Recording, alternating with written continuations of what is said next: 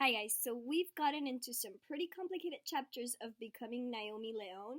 The last we left off on, Skyla and Clive were trying to take Naomi to Las Vegas, so Naomi could help take care of Clive's daughter.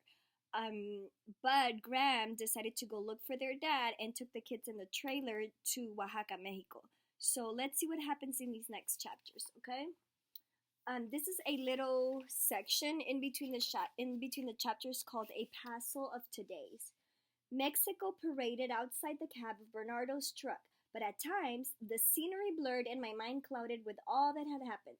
The night when Skyla waltzed into Baby Beluga, the perfect M of her lips, me sitting on the floor while she braided my hair, Owen's face when he saw the bike, and my new clothes. My thoughts were also smudged with Thanksgiving Day teachers' conferences, Children's Hospital, and the sting of Skyla's fury. Now I was chasing a father who was nothing more than a wisp of smoke floating in the air. Someone I didn't know for sure I would ever really touch. Even though my life was a fog of the good and the bad, one thing was clear as a vinegar shined window in my mind. I belonged with Graham and Owen. I wanted no part of living with Skyla, Clive, and Sapphire. If finding my father was my only hope, then I was going to latch on to every positive, forward thinking, universe tilting notion to fulfill that prophecy. I just wished I didn't have all of Mexico standing between me and a sunshiny day. So, chapter 12 is called A Dray of Squirrels. It was only 5:30 in the morning, but Bernardo wanted to arrive in Oaxaca City before the streets filled with workday traffic. So the truck and trailer already lumbered on the road. We had 2 hours of driving left. In the dim early morning light, Graham studied the tiny calendar on the back of her checkbook. It's been 4 weeks since Skyla arrived in Lemon Tree.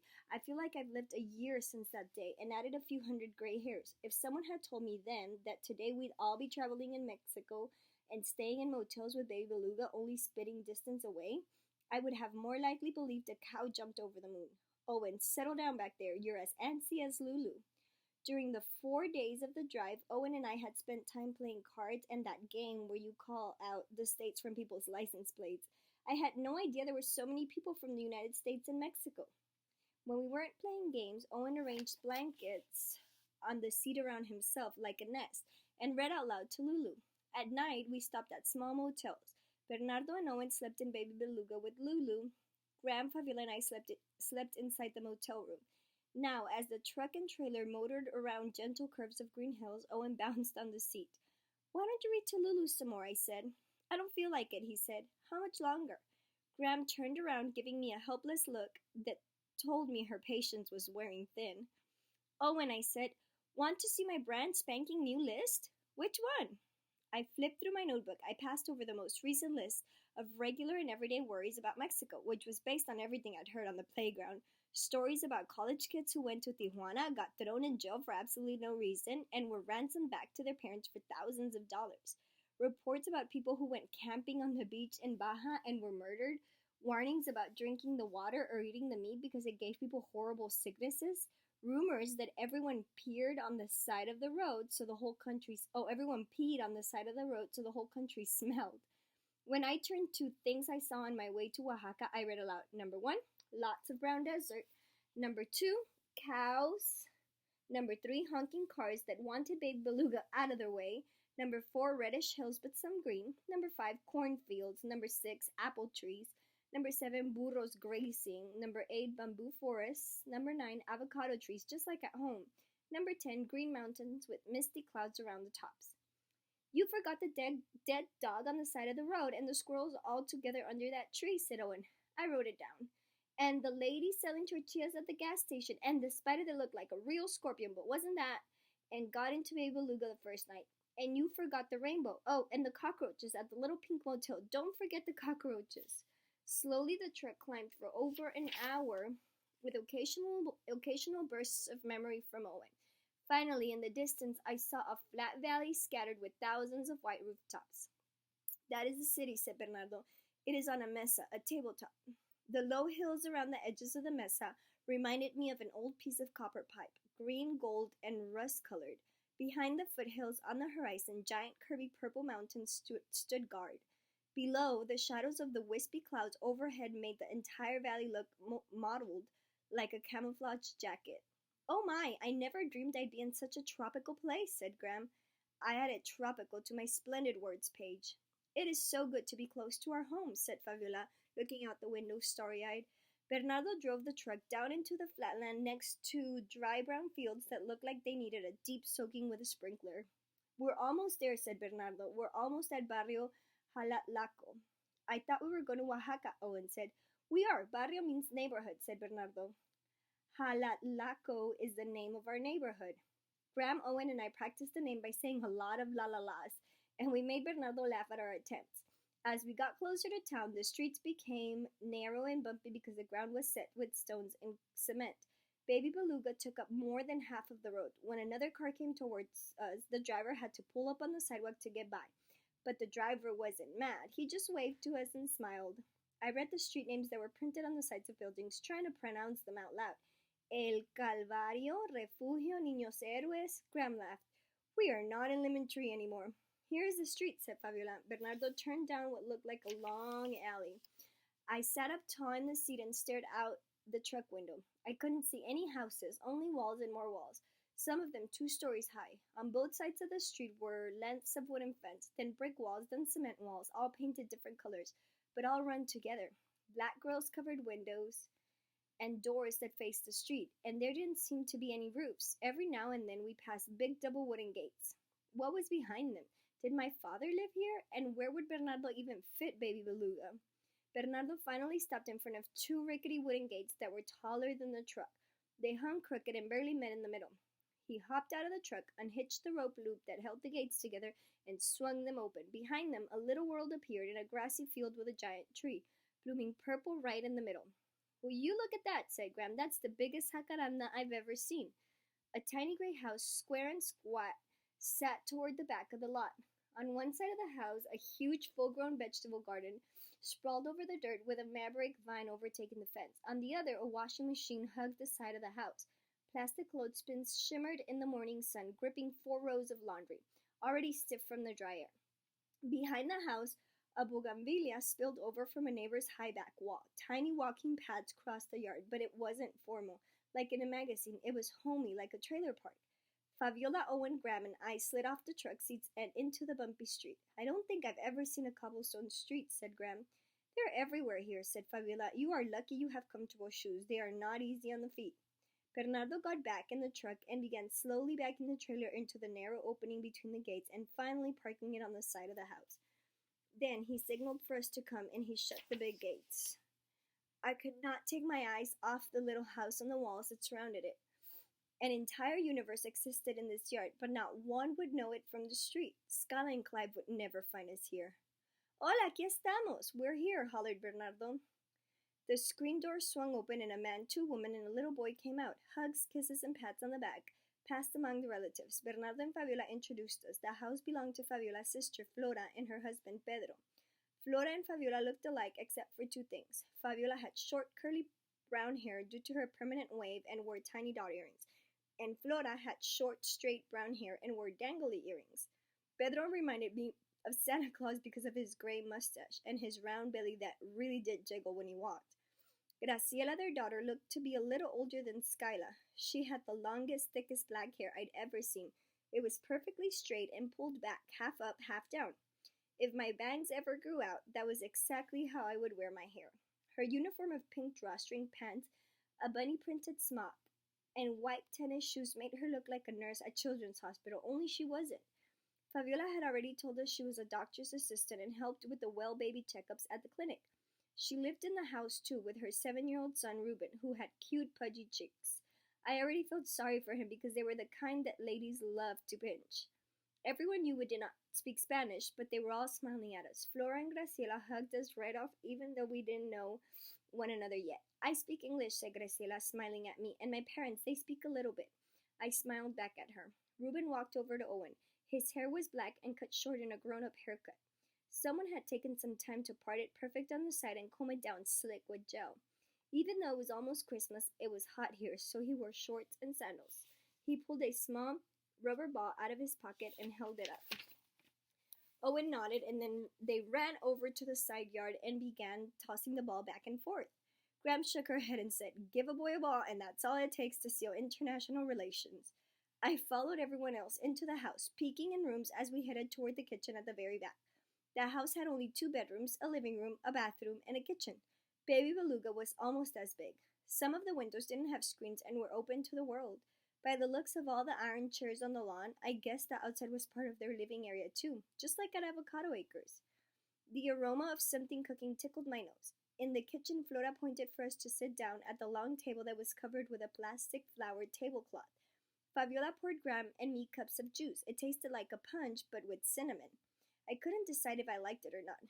Before we knew it, Flora was serving up eggs, tortillas, and spicy sausage. Graciela called Owen and Ruben in from outside, and everyone crowded around the table. During breakfast, Bernardo and Fabiola told the story of what happened to us. I could tell because their sentences were filled with our names as well as Skyla's and Clive's. Flora, who was still standing at the stove with a wooden spatula in the air, said, "Leon, Leon!" She started talking fast to Fabiola. "She says that the cheese lady at the market married a Leon," said Fabiola. "Tomorrow, when we shop for dinner, we will talk to her." Graham's face scrunched up in worry. "But isn't Leon a common name?" "Yes and no," said Fabiola. "There are many with the name, but it is an old name with much history, and well, cousins know other cousins, and other cousins know more." "Maybe we'll be lucky," I said. "Maybe," said Graham, but I could tell that suddenly she wasn't convinced. What had happened to her true feelings about thinking positive? From what I could figure, with Fabiola and Graciela translating every few sentences, the rest of the talk was everyone catching up on their personal family news. I looked around the kitchen at the odd things on the walls. A colorful peacock painted on some strange paper that looked like a leathery bag, little ceramic plates with fruits and vegetables painted on them, a line of tiny tin mirrors painted with pink and red flowers, and a picture of a beautiful queen in a long robe decorated with gold and pearls wearing a crown on her head. Graciela noticed me staring at the picture. "Nuestra Señora de la Soledad, Our Lady of Solitude," she said. "The patron saint of Oaxaca. You can see the statue in La Basilica, a beautiful old church not too far from El Zócalo, the town square." "Soledad, that's my middle name, and Owen's too. It is a very special name in Oaxaca," said Graciela. I smiled at her, thinking that it must have been special for my father too. By the time we finished eating breakfast, it was only 8:30 in the morning, but it felt like noon. Pedro left for work at a big hotel where he was a gardener, and Graciela left for the clinic. Owen and Ruben went out to Flora's garden. Bernardo pointed out a giant spider on the fence and told them never to kill that particular type because they were considered very good luck in Oaxaca. The boys then set out on a lucky spider hunt. I helped Graham set up housekeeping in Baby Beluga. First, we opened all the windows. Then Graham unlocked the storage bay and pulled out a long piece of green indoor-outdoor carpet and Mrs. Maloney's card table and chairs. "She loaned them to me in my time of need," said Graham. "Wasn't that nice?" I had to smile, thinking of Mrs. Maloney and Graham conspiring to bring us to Mexico. I unrolled the blue awning, propping it up with poles that had been tied to the side of the trailer. This made a nice shady spot. As we arranged the table and chairs, Graham hummed the whole while. When everything was positioned, Graham put her hands on her hips and said, "Naomi, I believe I feel like a clean fluffed sheet on bed-making day. Yes, I think that's how I feel." I heard a tickle of hesitation in Graham's voice, as if she was trying to convince herself of her own cheerfulness, but even so she did continue with her humming. Bernardo sat under the jacaranda tree with a panel of wood and his tools.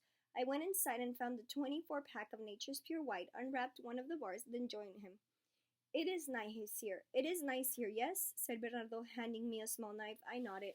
"Tomorrow my cousin Benny, he's coming for dinner, and you will meet him. We're carving together this year in the festival with Pedro. It will be in El Zócalo, the square in the middle of town, in only 12 days. We must decide on our presentation soon." "There's plenty of time, right?" I said. Bernardo adjusted his straw hat. "Some people spend many months deciding on a presentation, plus it is not a long time when relatives must agree." He nodded toward my carving. "What is inside?" I wished I could look into the soap and say, "It is my father inside." Then I could just carve away and find his face staring at me. Wouldn't that be easy? What would Bernardo think if I told him my silly thoughts? I held up the bar against the turquoise sky and examined it. Maybe a squirrel sitting up with a tail like this. I waved my hand, making the S shape. "What will you paint?" "Maybe a sunrise over the mountains," he said. "But we will see what happens. Oaxaca, she is a city of magic and surprises. When I'm here, I'm different, so the art is different." A gentle breeze tickled my face with warm air. I looked around at the walls that sheltered me and took a deep breath. But it was not the worrisome kind, it was the relief kind. I swept my knife across the soap and tiny shavings darted and swirled in the air. As I watched the white pirouettes, my own laughter startled me. So it sounds like they've gotten to Mexico and they're starting to explore. Let's read chapter 13, which is called A Sleuth of Bears. Naomi, are you going with us? Called Graham. I stood behind a giant zucchini plant with Owen and Reuben gawking at the garden spider that was as big as my hand. Coming, I said, quickly leaving the boys to their treasure and hurrying to join Fabiola, Flora, and Graham, who were already at the front gate. I didn't want to miss meeting the cheese lady. We walked through the uneven streets of Barrio Jalatlaco to El Mercado, the market. Even though they were out in the neighborhood, Fabiola and Flora still wore long bib aprons over their clothes. Graham had not deviated from her pantsuit and running shoes. They all carried big mesh bags for the groceries. I hugged my notebook, wanting it handy in case I was lucky enough to make another entry to my newest page. Everything we know about our father. Number 1, his name is Santiago Zamora Leon. We know this for sure because Graham dug out our birth certificates. Number 2, Santiago Zamora is also the name of a town in Guatemala, but Fabiola said it is only a coincidence. Number 3, he lives in Puerto Escondido near the ocean in the state of Oaxaca. Puerto Escondido means hidden port in Spanish. Number 4, Puerto Escondido is a long way from Oaxaca City, maybe 5 hours driving. Number 5, he is a fisherman and has a boat. Number 6, he is a carver. Number 7, in Graham's eyes, he was always a good, kind man. And number 8, once he wanted us. After 5 blocks, we reached a building that looked like a big white warehouse. On the front, giant red letters formed the words Mercado de la Merced. I expected a grocery store or a supermarket, but this was different from any I had ever seen. Inside, stalls and tables crowded the cement floor room. It was a party of colors and smells: flowers, tortillas, packages of fireworks, piñatas, fruit, raw meat, herbs and vegetables, ground spices, and big canning jars. An entire table of different types of chiles towered as high as my shoulders. I smelled strawberries and oranges from the fruit juice stand. A woman sat on the floor next to a big steaming pot and sold tamales while she nursed her baby. We found the cheese lady balanced on a high stool behind the counter with small wheels of white cheese stacked up around her. Behind her on the wall, a sign read, Quesillo. Quesillo, I said, sounding out the word. Flora and Fabiola nodded approvingly. It's pronounced Quesillo, said Fabiola. But you are learning very fast, Naomi. The woman pulled long 2-inch white strips from the cheese wheels and wrapped them into giant balls. Flora pointed to one, and the lady weighed it on a scale, then expertly packaged it in white paper and handed it over. Fabiola and Flora began visiting with her, and I heard the name Santiago Leon. I studied the woman's face for recognition. Was she a relative? Did she know my father? Would she know how to find him? I gazed up at her, hoping, as if she was a queen about to tell me my destiny. The lady looked at me, smiled, and handed me a strip of cheese. She married a Leon, said Fabiola. She has not heard of your father, but her husband has many cousins she has not met, and some live near the ocean. She will ask the family tonight and will call if she finds out anything. Flora was already writing her number on a piece of paper and handing it through the stacks of cheese wheels. I waved at the lady before we turned away. The strip of cheese was similar to the string cheese that Graham used to buy in Lemon Tree at the supermarket, only creamier and softer. I decided that quesillo was my new favorite food in Mexico. I flipped through my notebook and started a new list. Superb Spanish words. Number 1, jalatlaco. Number 2, mercado. Number 3, quesillo. Later I added number 4, mole, the type of sauce on the tamale we ate on El Mercado patio. And number 5, piña coco, the pineapple coconut ice cream I licked all the way home. That night, Bernardo's cousin Benny came for dinner. He was as short as Bernardo but much younger, and seemed more like a son than a cousin. He entertained us by making silly faces at Reuben and Owen, which sent them into fits of giggles. Bernardo had brought some of my carbons inside for the centerpiece on the dinner table. Benny carefully examined them. Very good, he said. Every time the phone rang, I thought about the cheese lady. Had she arrived home from work yet? Did she ask her husband if he knew my father? So far, the only calls had been for Graciela. Everyone seemed to talk at the same time during dinner. Spanish songs hummed on the radio in the background, and food platters rocked gently from hand to hand. I concentrated on the chicken with red gravy that was very spicy. Fabiola had made quesadillas too, from big flour tortillas folded in half. Inside, el quesillo melted over yellow squash blossoms. I ate every bite. This was a far cry from Thursday pork chops. When dinner was over, everyone stayed at the table and drank coffee and hot chocolate while we talked about the radish competition. Fabiola translated. Let's do traditional scene, a church or a nativity, said Pedro. Benny shook his head. We did that last year and we did not even place in the top 5. He pulled out some papers from his pocket and unfolded them. He held up the first sketch, a scene with spaceships and aliens. No, no, no, groaned Bernardo and Pedro. The next was a drawing of a marching band. More groans. Then a church. Everyone does La Catedral, said Flora, shaking her head.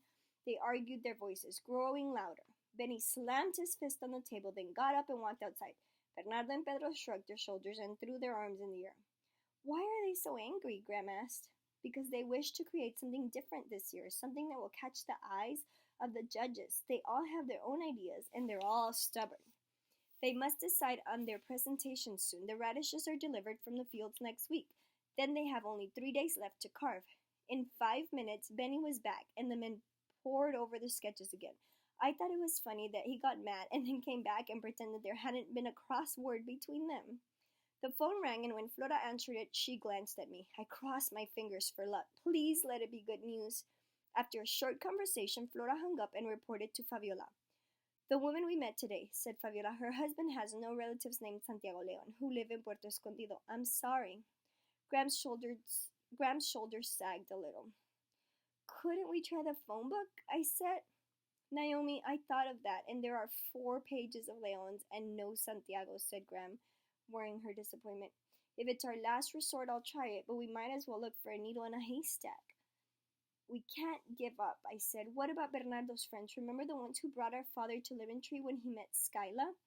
Bernardo looked at me sadly. No, Naomi, those men have not lived here for many years. But the carving community is very knowing about the business of each other. On La Noche de los Rábanos, hopefully someone will know something about Santiago Leon. See, I said, looking at Graham. Well, let's hope that works out, because if he doesn't show up at that festival, we won't have time to go on a wild goose chase to another part of the state. What was the matter with Graham? What happened to all her self-prophecy talk and planting sunshine in our brains? Had she forgotten what could happen to me if we didn't find my father? The next day, before breakfast, Graham called Mrs. Maloney from Flora's phone to check on things. Skyla and Clive came back to Avocado Acres from Las Vegas, she reported to me and Owen as we sat in Baby Beluga. They had Clive's daughter with them. I guess she is a sad-faced thing.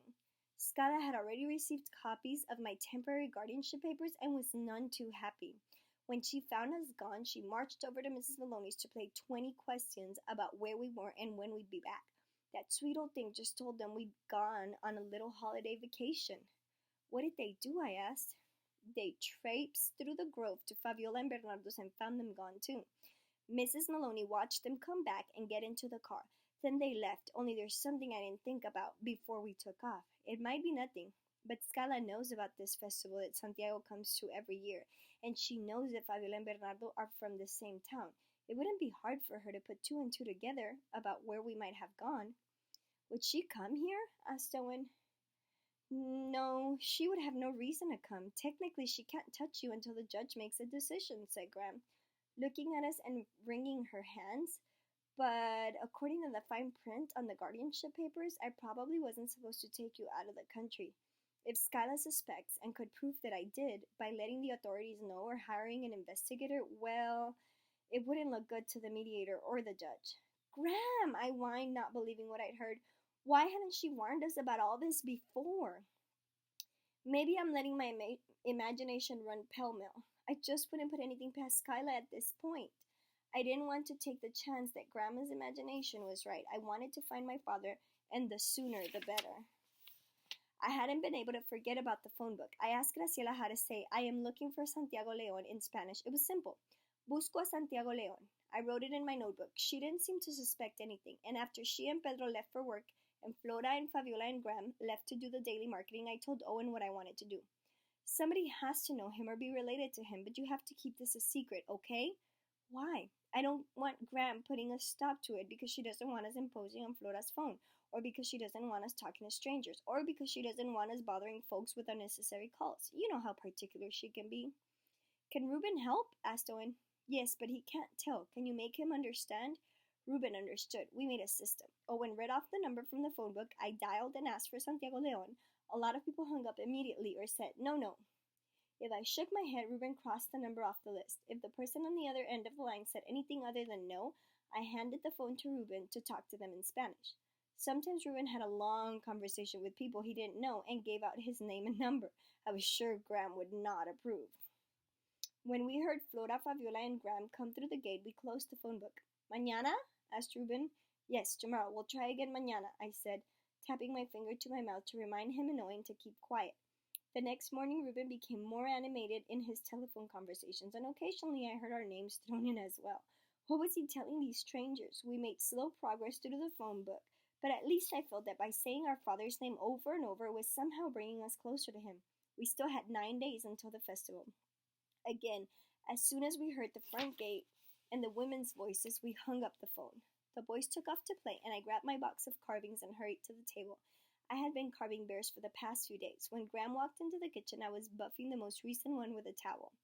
It looks like you've been busy, said Graham. Very busy, I said seriously as I added a cup to the long migration that crossed the table.